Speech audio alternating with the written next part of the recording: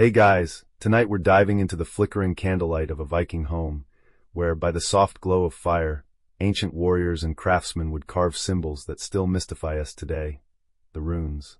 Picture yourself in a dark room, the wind howling outside, the air thick with the scent of wood and fire, and there you are, carving delicate patterns into a piece of bone, or perhaps the hard surface of a wooden plank. The Vikings didn't have the fancy tools we do today, so everything had to be painstakingly done by hand, all by candlelight, of course. Now, this wasn't just scribbling. Oh no, this was serious business. These runes were not simply for communication. They were used in magic, rituals, and even to summon the power of the gods. It was like a secret language that carried far more weight than any modern-day text message. Imagine, you'd be carving something that was both meaningful and, to some, utterly powerful, all while hoping the flickering light didn't go out before you finished your intricate task. It was a far cry from the bright, easy-to-read screens we're used to today. So, before you get comfortable, take a moment to like the video and subscribe, but only if you genuinely enjoy what I do here. And hey, while you're at it, why not drop a comment about where you're listening from and what time it is for you? It's always fun to see how far our sleepy little circle stretches. Now dim the lights, maybe turn on a fan for that soft background hum, and let's ease into tonight's journey together. It all started with the dark. The Vikings were no strangers to darkness. After all, the northern winters were long, and the sun barely made an appearance. But despite the constant gloom of their environment, they had a way of making the dark work for them. Their homes, mostly longhouses with low ceilings and sparse windows, were dim, often lit only by the flickering light of candles or the warmth of a fire. This wasn't ideal for carving anything, but it was their reality. And here's the kicker. The runes themselves weren't just marks on wood. They were sacred symbols, each one imbued with magic, and some believed they had the power to shape fate. Can you imagine? You're sitting there, hunched over a piece of bone, the air thick with the smell of wood and candle wax, all while carving out what could very well be a key to unlocking the gods' favor. Sounds a bit like you'd be putting your soul on the line, doesn't it? That's how seriously Vikings took their runes. Historians still debate just how widespread rune knowledge was among the Vikings, but it's clear these carvings were far from basic scribbles. They were gateways to something bigger. You probably won't survive this ancient world with your modern expectations, but just try to picture it. Carving away by candlelight, no distractions, no phones buzzing. As we settle deeper into the dim light of Viking life, let's talk about the daily grind. No, not the 9-to-5 kind, but the meticulous work that went into preparing materials for rune carving. Unlike today, when you can walk into a craft store and pick up a shiny piece of wood, Vikings had to make do with what nature provided. They used bones, wood, and even stone to carve these intricate symbols. But before the carving could even begin, there was the preparation, the grinding, the smoothing, the shaping. Picture yourself in a Viking workshop. It's quiet, save for the occasional creak of the wooden floor and the rhythmic scraping of tools. You'd spend hours preparing the surface, making sure it was smooth enough to carve delicate lines. And those weren't just ordinary lines. Oh no, each stroke had meaning. But before you could even think about the magical power of the symbols, you had to get the right piece of bone or wood. Sometimes, if you were lucky, you'd even find a nice, flat slab of stone, but stone was much harder to work with, so it was typically reserved for more important messages. The real art of rune carving was in the preparation, and it's something most people overlook. The materials weren't just available at the snap of your fingers, nor could you take shortcuts with your tools. Vikings used bone from animals they hunted, which required them to be highly skilled in both hunting and preparing the material. Bone was tough, and it wasn't easy to carve, but the symbolism and significance made it all worthwhile. Can you imagine the dedication it took to carve out symbols by hand from a piece of bone, knowing that your work would last for generations to come, carried down through history like a whisper of the past? Now, you probably think these Vikings must have been experts with their tools. And they were, but it wasn't because they had the sharpest knives or the latest tech. No, they had to make do with whatever they had, sharpening their tools as best they could using stones and rudimentary grinding techniques. Can you imagine the effort it took to ensure each rune was carved to perfection under such low light? Historians still argue whether Viking rune carvers were self-taught, or whether they had apprenticeships to learn the craft. Was there a hidden guild of rune masters who trained their successors, passing down their ancient knowledge? It's one of those mysteries that keeps historians on their toes. But one thing's for sure, these carvers had skill, and they weren't about to let anything, not even the dark, get in their way. As the candle flickers low, let's talk about the most intriguing part of rune carving, the significance of these symbols. It's not just about scratching lines into bone or wood. It's about the weight of the message you're carrying. These runes were believed to be more than just a writing system. They were magical symbols, each one imbued with the power to affect fate. Every stroke of the chisel, every line carved into the material, was part of a larger picture that connected the carver to the divine.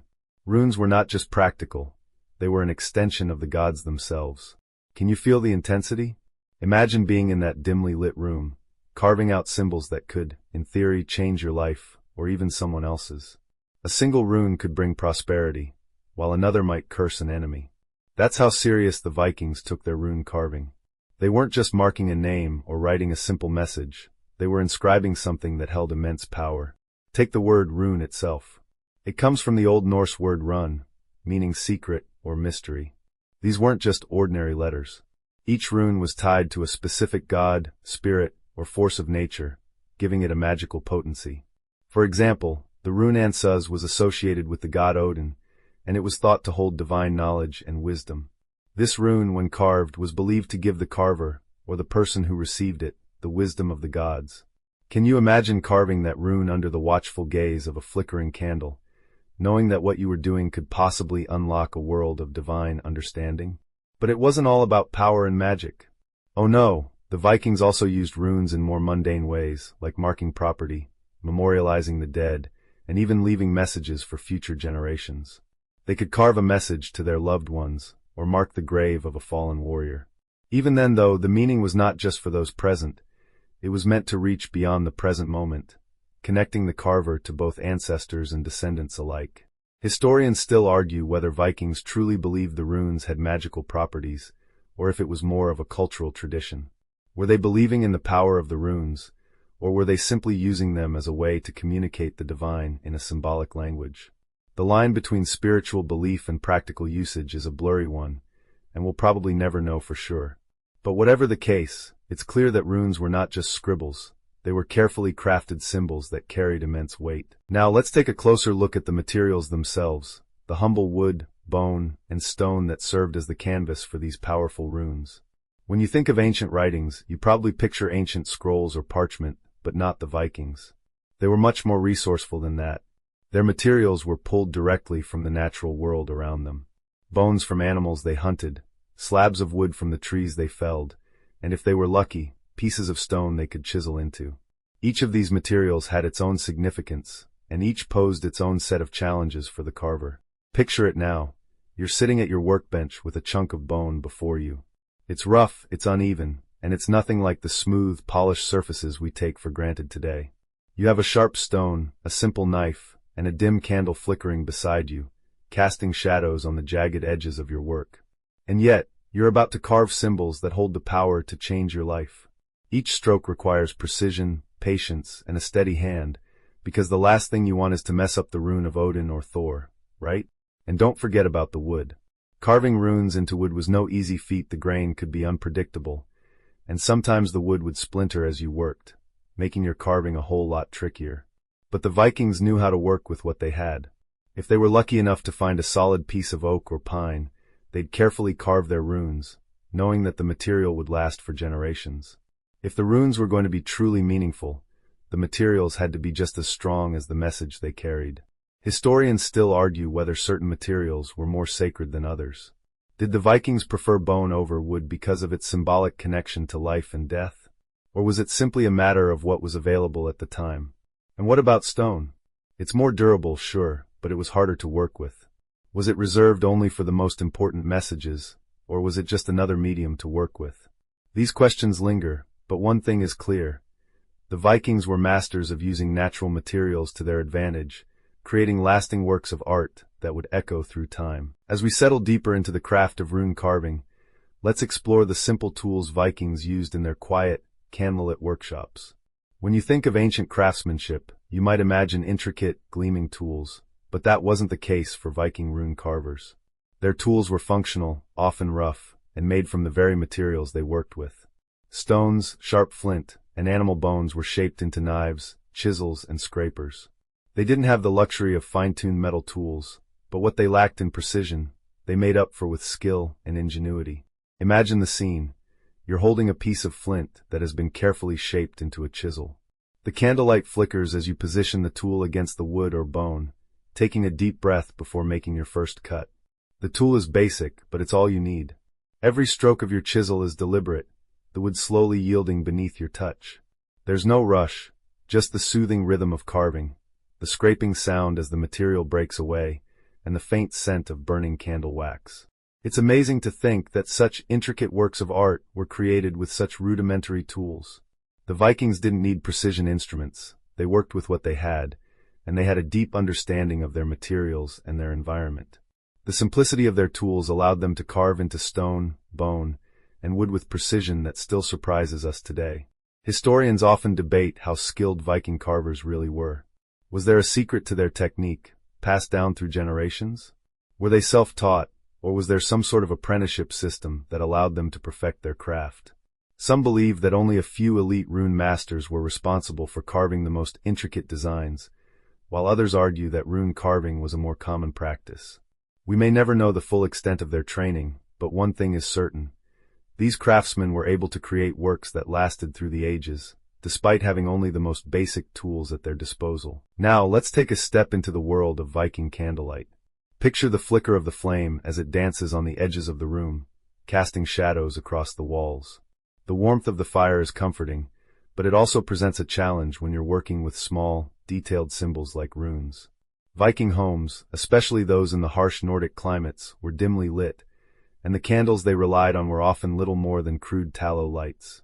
It wasn't easy to carve when the light was weak, but the Vikings didn't have the luxury of bright, artificial lighting, and they made do as best they could. You might imagine that working by candlelight would have been frustrating, especially when you're trying to carve something as precise as a rune. But the Vikings were a practical bunch, and they understood the value of patience. They used their light not just as a source of warmth, but as an essential part of their craftsmanship. In fact, candlelight added an almost mystical quality to their work. The soft flicker of the flame would cast moving shadows across the surface of their materials, helping them see the contours and grooves they needed to carve with precision. But let's not sugarcoat it. Working by candlelight wasn't ideal. The wax often dripped and would need to be cleaned up regularly. The flames would flicker unpredictably, casting shifting shadows that made it hard to focus on the delicate designs. You'd probably find yourself constantly adjusting the angle of your work to keep the flame steady, all while hoping the light didn't go out before you finished your carving. And yet, somehow, the runes were created with this imperfect setup, a testament to the skill and determination of those who crafted them. Historians still debate whether the low light affected the intricacy of Viking runes.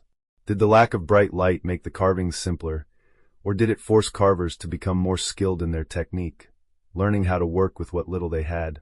Some say that the imperfect lighting added to the mystical quality of the runes, giving them a deeper, almost ethereal significance. Whatever the case, it's hard to deny that the combination of dim candlelight, worn tools, and raw materials gave Viking rune carving its own unique character. Let's move on to something that holds special significance in the world of Viking runes: the rune stones. While carving on bone and wood was a common practice for everyday messages, the Vikings' ambition to memorialize important events led them to carve on stone. These rune stones were more than just symbols. They were monumental messages that could last for centuries, standing tall as markers of history. They weren't just about everyday transactions or simple sayings. They were etched to honor warriors, commemorate battles, or even call upon the gods for favor. Imagine standing in a wide, open field surrounded by stone markers, each one carved with ancient runes. The stones are towering, covered with intricate symbols that have withstood the test of time. The air is fresh, carrying the scent of the surrounding pine trees, and the sound of the wind blowing through the branches seems to amplify the power of these stones. These weren't just regular markers, they were milestones in Viking history. The words carved into them were meant to echo through generations, telling tales of bravery, victories, and the supernatural. The process of carving these rune stones was far more elaborate than their wooden and bone counterparts. Stone was much more difficult to work with, and carving it by hand required strength, precision, and determination. Unlike wood, which could be carved with relative ease, stone required specialized tools and techniques. And it wasn't just any stone. These rune stones were often made from special types of rock, selected for their durability and their ability to stand up to the elements. They were placed in key locations, often near roads or places of importance, ensuring that their message would be seen by many. Historians still debate whether the Viking rune stones were created by a select few master carvers, or if they were part of a more widespread tradition that involved various craftsmen across the Viking world. Some argue that the more intricate stones were likely carved by highly skilled professionals, while others believe that local community members may have taken on the task of creating their own family or clan markers. What is clear, however, is that these stones were meant to endure. They were not just carved to last a lifetime, they were meant to last for generations, a permanent testament to the Vikings' rich cultural and spiritual heritage. As we continue to unravel the significance of these monumental rune stones, let's shift our focus to the people behind the carvings, the rune masters. These were the individuals who, over time, became skilled in the art of rune carving, mastering not just the technical aspects, but the mystical and cultural weight that each symbol carried. While we might assume that rune carving was simply a craft passed down from generation to generation, there's much more to the story. Rune carving wasn't just for anyone, it was a respected profession, with those who could carve the runes being held in high esteem. Picture yourself as one of these rune masters. You've spent years honing your craft, learning how to shape the lines, how to perfect the curves, and how to imbue each rune with meaning. You know that every stroke of your tool could change the course of history, for the runes you carve aren't just letters, they're conduits for magic. They're tools for influencing fate. As you carve into the bone or stone, you feel the weight of tradition and responsibility resting on your shoulders. You're not just creating symbols, you're shaping the future. The question remains, though, how did one become a rune master? Some scholars believe there was an apprenticeship system, where young Vikings learned the craft under the tutelage of experienced rune carvers. Others argue that rune carving was a skill learned through personal experience, with individuals simply discovering the art on their own. There's no definitive answer to how these masters trained, but it's clear that being a rune carver required a combination of artistic talent, spiritual knowledge, and practical skill. Historians still debate whether rune masters were an elite class within Viking society, or if they were just skilled craftsmen among many. Some argue that rune masters held a special place in Viking society, being consulted for important tasks such as carving runes for kings or for magical rituals. Others suggest that rune carving was more common, with many Vikings possessing at least a basic understanding of how to carve simple symbols. While the truth may never be fully known, one thing is certain. The rune masters played a crucial role in shaping Viking culture, preserving both the mundane and the mystical for centuries to come. Now that we've looked at the revered rune masters, let's explore the reach of their craft. Rune carving wasn't just something done by a select few in Viking society. It was widespread, practiced by many. But just how common was rune literacy among the Vikings? Were these symbols only carved by the elite, or did regular folk use them too? The truth is, the Vikings had an interesting relationship with literacy. While they weren't as widely literate as the Romans or Greeks, runes were the primary means of communication. It wasn't just the noblemen who knew how to carve. Many Vikings could carve at least basic runes to mark property, to communicate simple messages, or to inscribe magical symbols for protection. Imagine being a Viking farmer, returning from the fields after a long day, and you find a rune stone near your home. Maybe it's a mark left by your ancestors, or perhaps it's a message from a neighbor who's left a note for you in the form of runes. Even in the most rural parts of Viking society, runes served as a way of communicating, passing messages from one person to another, and leaving behind marks of significance. But it wasn't all functional. Some of the runes, especially those found on the larger stone monuments, were used to convey grand stories. These runic inscriptions were like ancient billboards, carved not only to memorialize great events, but also to reinforce social hierarchies. The wealthy, the powerful, and the gods themselves often featured prominently in these runic messages. So while the average Viking might not have been writing out novels in runes, they were certainly carving symbols into their daily lives. Historians still argue over the extent to which the Vikings were truly literate in their own writing system. Did most Vikings know their runes intimately, or were only a select few highly skilled in the art? Some scholars believe that many Vikings could read and carve runes, but only the educated few could master the more complex aspects of rune writing. The debates continue, but one thing is certain. runes weren't just for the elite, and they permeated Viking society in more ways than we tend to realize. Let's step back and examine how these carved runes were actually used within Viking society, because while they were a powerful tool for communication, they were also deeply embedded in the daily lives of the Vikings. Beyond the rune stones that marked important places, runes were used in a variety of practical ways. For one, they were often inscribed on weapons, shields, and tools. This wasn't just decoration. It was believed that the runes could bring power or protection to these objects.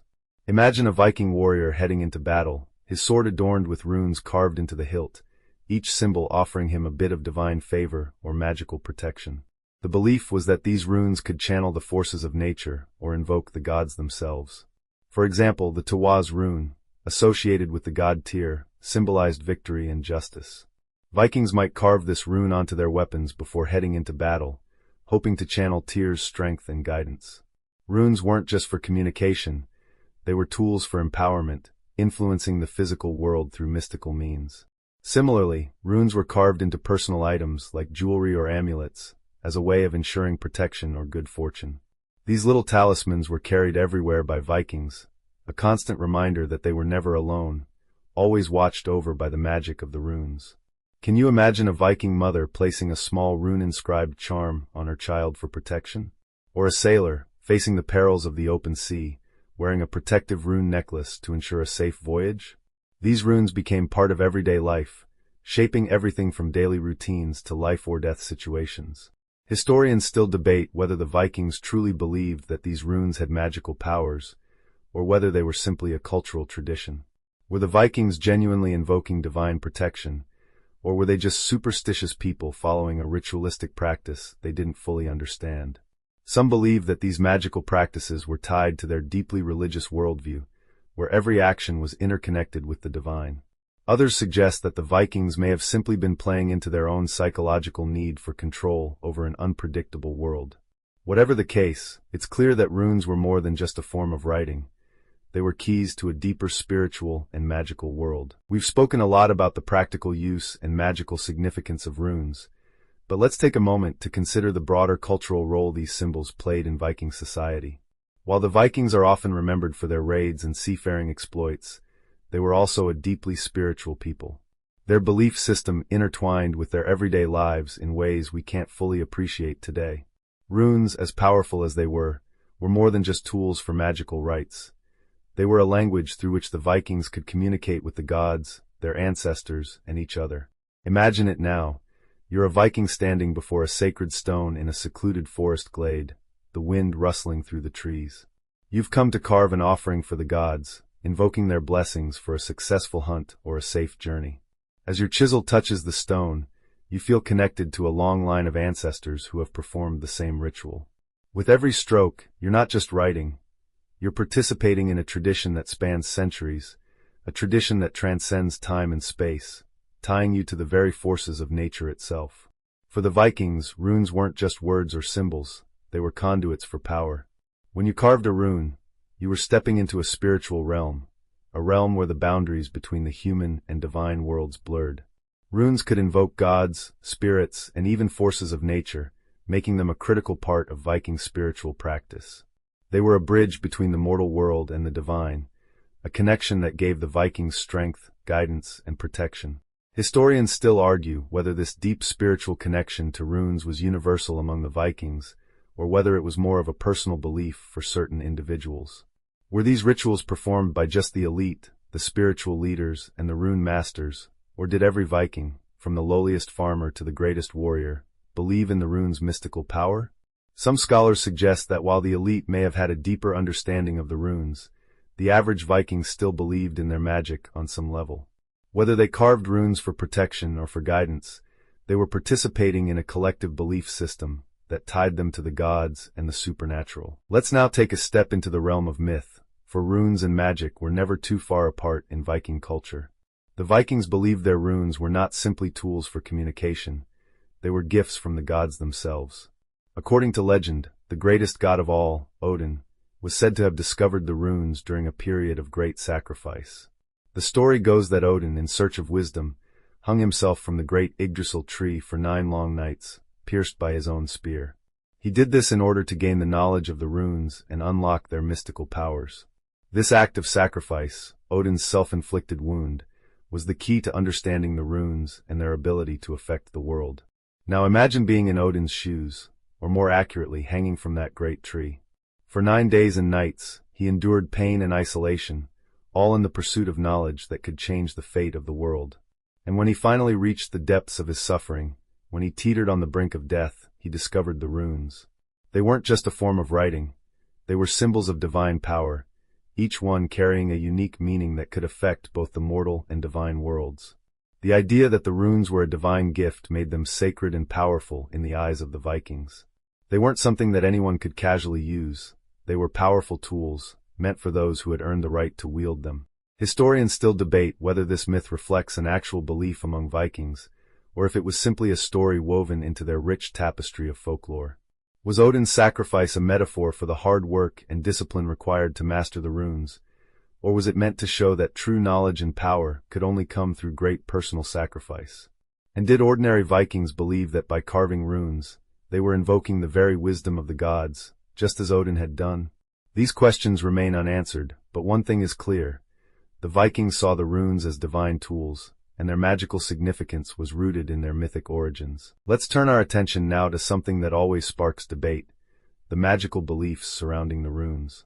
The Vikings didn't just carve these symbols for communication or as part of their spiritual rituals. They believed that the runes had genuine power.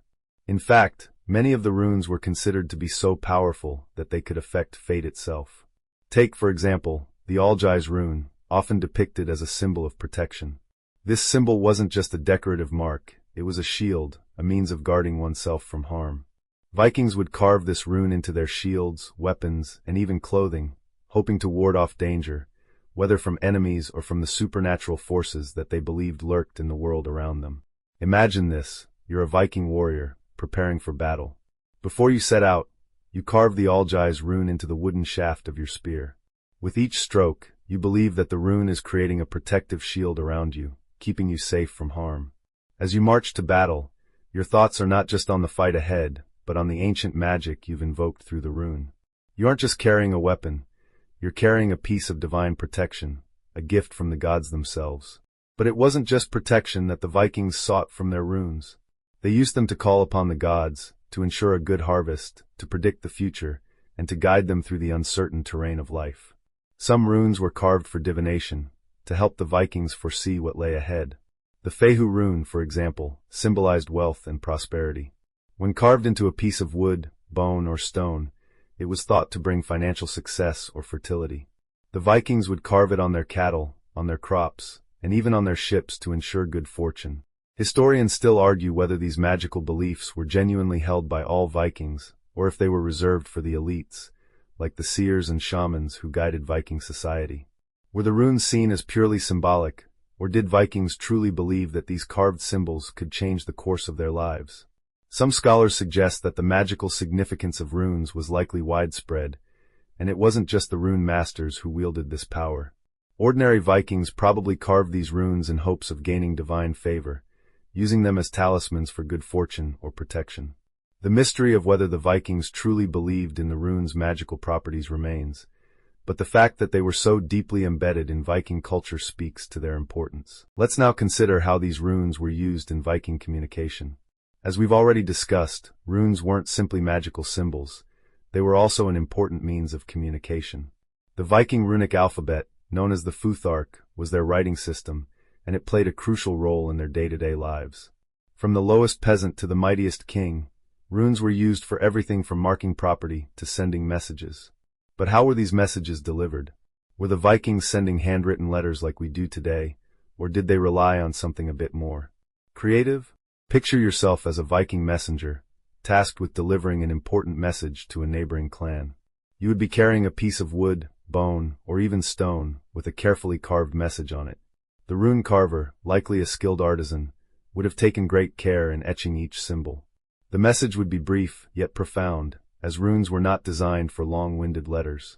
Instead, they carried condensed meaning, often requiring the receiver to understand the deeper spiritual or cultural context. When the recipient received the message, they would carefully interpret the runes, knowing that they were more than just a means of communication. They were a sacred form of interaction. Rune inscriptions were also used in grave markers and memorials. These stones, often erected in honor of fallen warriors, carried messages not just for the living but for the dead.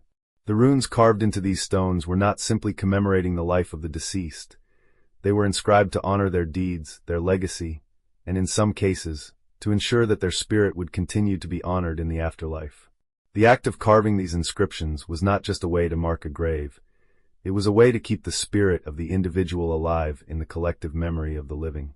Historians still debate the full extent of rune usage. Was rune writing common among the Viking population, or was it something restricted to certain classes or groups? Some believe that the runic alphabet was known to many, while others argue that it was primarily reserved for the elite.